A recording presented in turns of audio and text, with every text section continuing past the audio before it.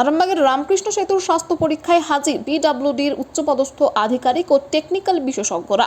রামকৃষ্ণ সেতু আরামবাগের একটি অন্যতম ব্যস্ততম সেতু। প্রতিদিন প্রচুর পরিমাণে যান চলাচল হয় এই সেতুর উপর দিয়ে। এই সেতুর বয়স প্রায় 50 বছরেরও বেশি পুরনো। সেতুর স্বাস্থ্য কেমন রয়েছে, কিভাবে সেতুটিকে আরো মজবুত করে তোলা যায়, সেই সমস্ত বিষয়গুলি দেখতেই সরেজমিনে হাজির হলেন পিডব্লিউডির উচ্চপদস্থ আধিকারিকরা। এদিন তারা সেতুটি পর্যবেক্ষণ করেন, সমস্যাগুলি খতিয়ে দেখেন ও খুব দ্রুততার সঙ্গে সেতুটি সংস্করণ হবে এবং সমস্যার সমাধান হবে বলে তারা আশ্বাস দেন। এ বিষয়ে পিডব্লিউডি সেক্রেটারি তিনি কি জানাচ্ছেন দেখুন বিস্তারিত। 24 আওয়ার্স আরামবাগের রিপোর্ট।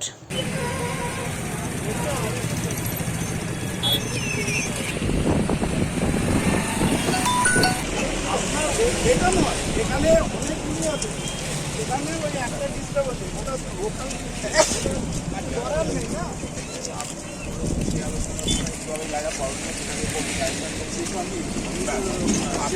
আপনি নিজের সাথে করেছিলেন, আমরা জানি আপনি করেছেন।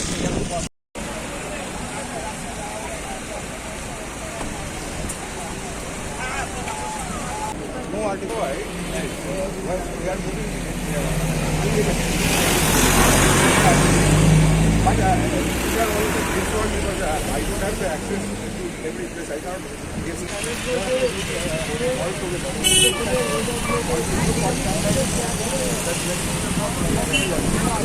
এই ব্রিজটা একটু ডিস্ট্রেস কন্ডিশনে মনে হচ্ছে বলে আমরা এটা গুরুত্বপূর্ণ ব্রিজ আপনাদের আরামবাগে, তো এটা যাতে এখন ইমিডিয়েটলি যা যা নেসেসারি স্টেপস নেওয়া সেটা যাতে নেওয়া হয় আর কোনো গাফিলতি না হয়, তাই জন্য শুধু আজকে পিডব্লিউডি আজকে প্রথম না, আমরা অনেকদিন ধরে একটা অবজারভেশনে রেখেছি। আজকে যাদবপুর ইউনিভার্সিটি থেকেও আমাদের টেকনিক্যাল এক্সপার্টসরা এসেছেন এবং আমরা খুব তাড়াতাড়ি এটাকে কিভাবে আমরা কারেক্টিভ মেজার নেব, রিপ্লেসমেন্ট এটাতে বেয়ারিংয়ের কিছু সমস্যা হতে পারে সেগুলোর মেথোডোলজি আমরা আজকে ফাইনালাইজ করার জন্য আজকে আমরা দেখার জন্য ব্রিজটা কবে কি ব্রিজটা সম্পূর্ণ হবে? একটি তো ব্রিজের দাবি ছিল এখানে। এই কাজটা এই ব্রিজটা আপনাদের 1966 এর তৈরি ব্রিজ।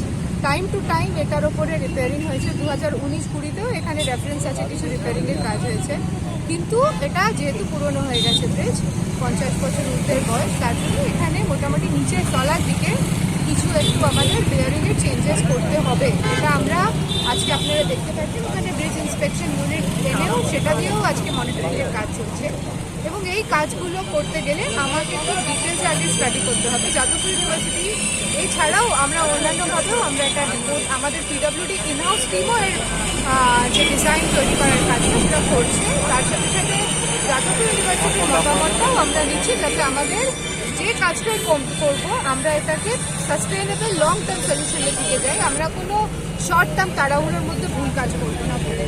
অ্যাজ অফ নাও যেটা আমরা করছি যে ইমিডিয়েটলি এখানে কিছু হয়তো ট্রাফিক রেস্ট্রিকশনস করতে হবে, আমার যখন বেয়ারিংয়ের কাজ হবে হয়তো কিছু ট্রাফিক ডাইভারশন করতে হবে যাতে পাবলিককে মিনিমাম ইনকনভিনিয়েন্স দিয়ে যত তাড়াতাড়ি সম্ভব ব্রিজটাকে আমরা পুনরুদ্ধার করতে পারি, সেই দিকেই আমাদের চেষ্টা থাকবে। ম্যাডাম আপনার পরিচয়, নামটা সেক্রেটারি পিডব্লিউডি অন্তরাজ্য। দ্বিতীয়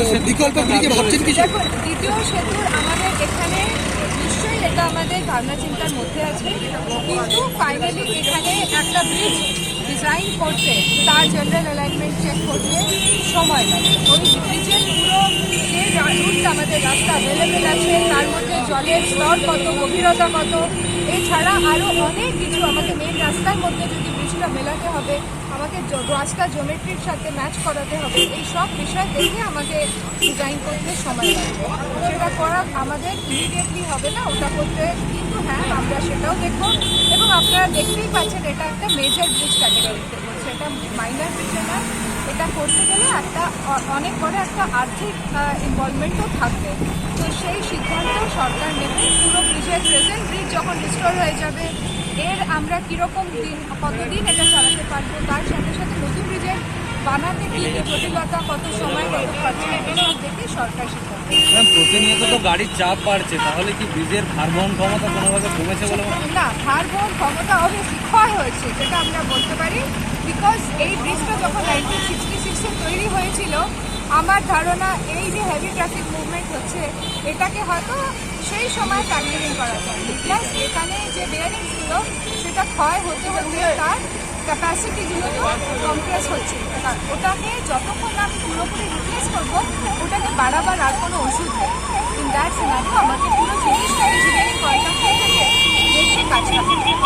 রাস্তার কি অবস্থা আছে এ সঞ্জীব দা দেখছেন, পিছন দিকে সরো। মেশিন এসছে, দেখছেন এই মেশিন এসছে দিয়ে এই বীজের স্বাস্থ্যটা পরীক্ষা করবে।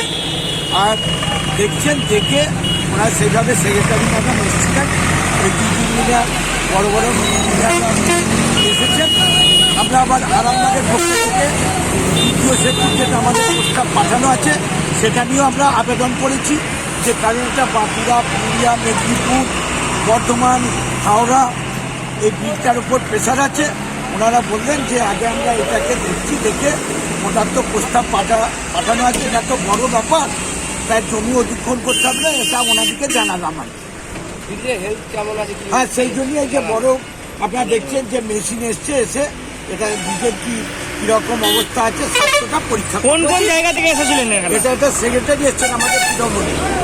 সন্তানের পরে মন বসছে না, প্রচুর পরিশ্রম করেও আপনি আশানুরূপ পারিশ্রমিক পাচ্ছেন না, যার ফলে আর্থিক সংকট আপনার জীবনে দুঃখ এবং চাপের ছায়া ফেলেছে। দিনার ভারে জর্জরিত স্বামী স্ত্রীর মধ্যে প্রতিনিয়ত ভুল বোঝাবুঝি বেড়েই চলেছে। নতুন বাড়ি কিনেছেন, কিন্তু সেই স্বপ্নের বাড়িটা যেন আরও দুর্ভোগ নিয়ে এসছে আপনার জীবনে। আপনি ভাবছেন সস্তায় পাওয়া বাড়িটা নেওয়াটাই কি সঠিক সিদ্ধান্ত ছিল? এমনই সব দ্বিধাদ্বন্দ্ব এবং জীবনের কঠিন মুহূর্তে আপনাকে সঠিক পথে পরিচালিত করবেন আন্তর্জাতিক খ্যাতিসম্পন্ন স্বর্ণপদক ও স্বর্ণ মুকুটপ্রাপ্ত ডক্টর অজয় শাস্ত্রী। তিনি শুধু আপনাকে পথই দেখাবেন না, আপনার জীবনে সত্যিকারের সুখ, শান্তি, ঐশ্বর্য, অর্থ যেন সঠিক সময় আপনার কাছে পৌঁছে দেয় সেই দায়িত্বও নেবেন। তাঁর অভিজ্ঞতা এবং জ্ঞানের আলোতে আপনার জীবন হয়ে উঠতে পারে নিরুদ্বেগ ও সমৃদ্ধির পথে ধাবমান। তাই আর দেরি নয়, স্ক্রিনে দেওয়া নাম্বারে এখনই ফোন করে ডক্টর অজয় শাস্ত্রীর সাথে যোগাযোগ করুন। কে জানেন, হয়তো একটিমাত্র ফোনই আপনার জীবনকে বদলে দিতে পারে।